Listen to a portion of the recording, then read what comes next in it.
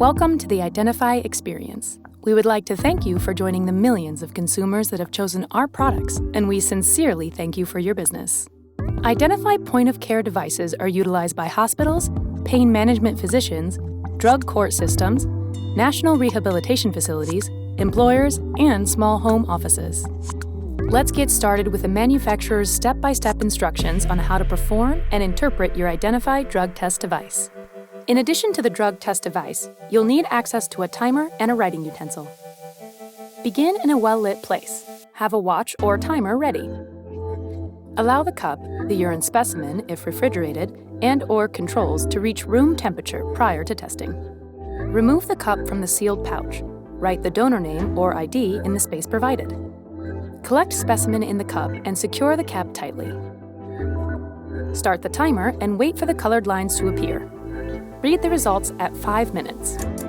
If a temperature strip is included with the drug test cup, please read urine temperature between 2 to 4 minutes after voiding to verify the temperature ranges between 90 to 100 degrees Fahrenheit or 32 to 38 degrees Celsius.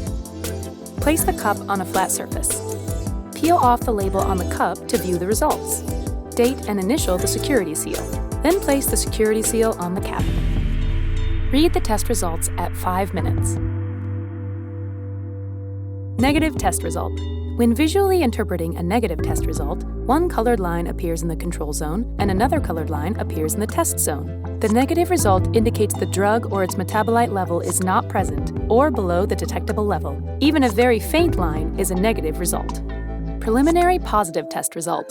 When interpreting a preliminary positive test result, a single colored line appears in the control region C, and no line appears in the test region T. This means the urine screen is considered to be preliminary positive. Invalid test result.